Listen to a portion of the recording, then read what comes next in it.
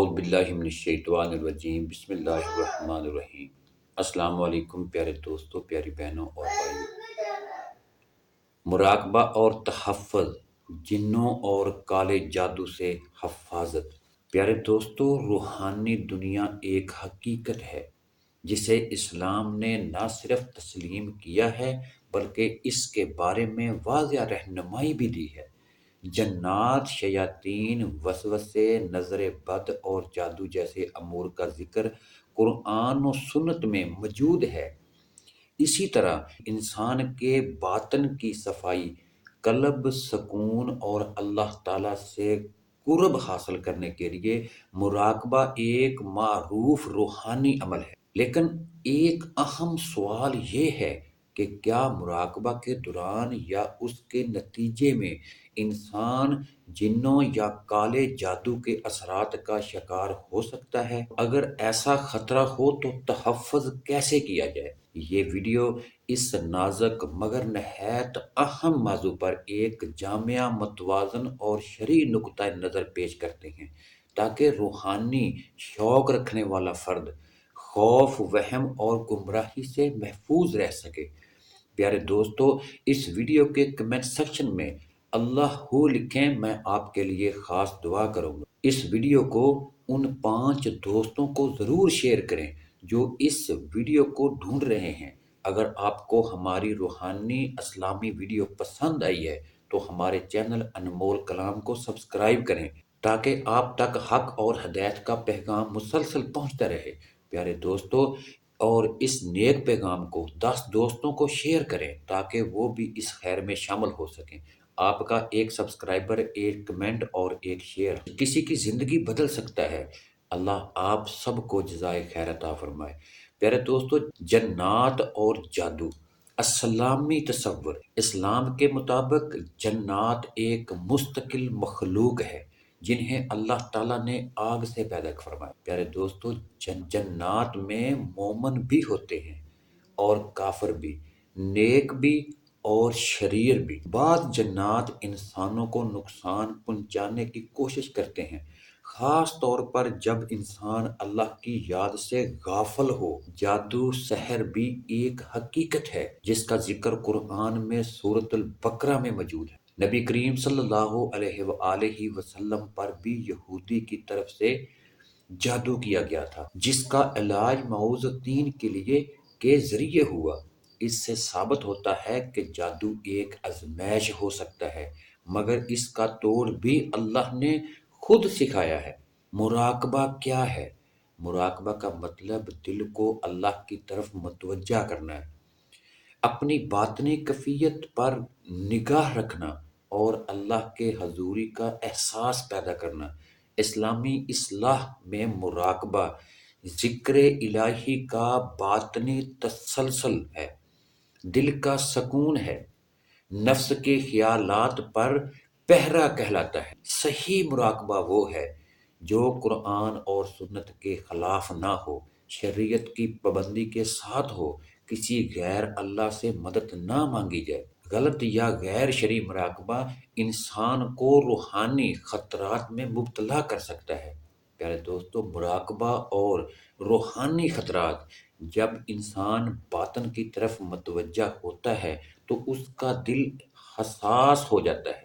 اس کیفیت میں وسوسے بڑھ جاتے ہیں، خیالی مناظر ظاہر ہو سکتے ہیں، بعض اوقات غیر واضح آوازیں یا خواب آ سکتے ہیں۔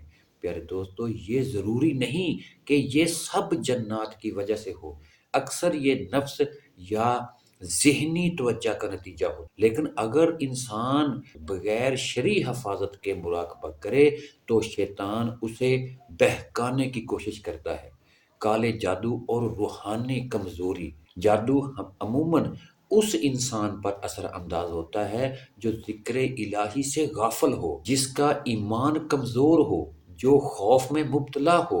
مراقبہ اگر صحیح طریقے سے نہ کیا جائے تو انسان خوف یا وہم کا شکار ہو جاتا ہے جو جادو کے اثرات کو بڑھا دیتا ہے۔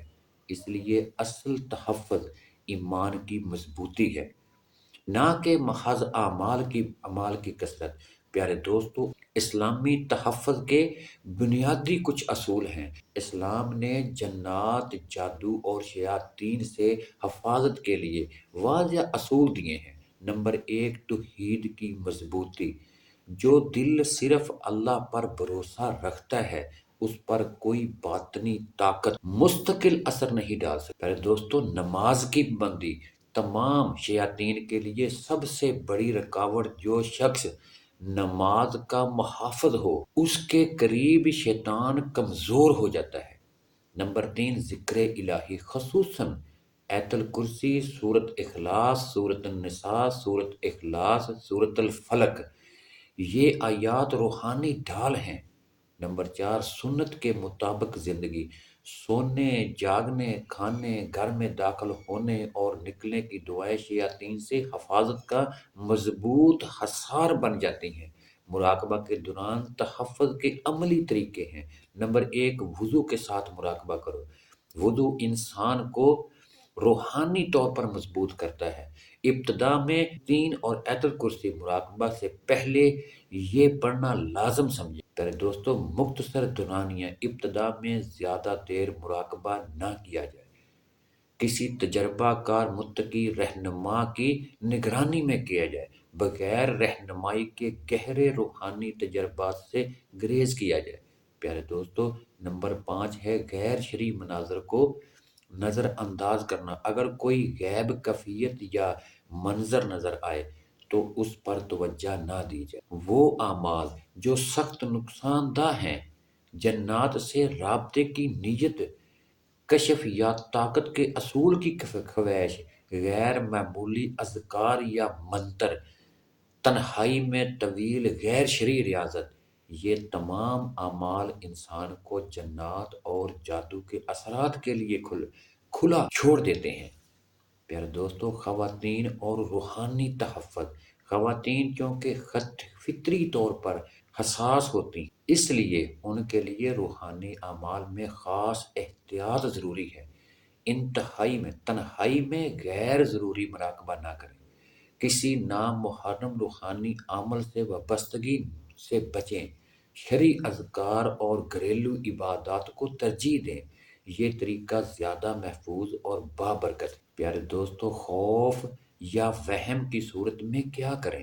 اگر مراقبہ یا روحانی عمل کے بعد شدید خوف، نیند میں خلل، بار بار ڈراؤنے خواب، غیر معمولی وسوسے پیدا ہوں تو فوراً مراقبہ روک دیں۔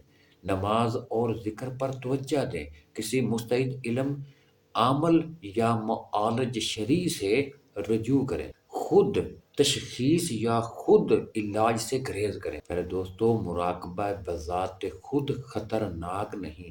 خطرہ اس وقت پیدا ہوتا ہے جب اسے شریعت سے ہٹ کر طاقت یا کشف کے شوق میں کیا جائے۔ جنوں اور جادو سے حقیقی حفاظت کسی خاص عمل سے نہیں بلکہ اللہ سے مضبوط تعلق میں ہے۔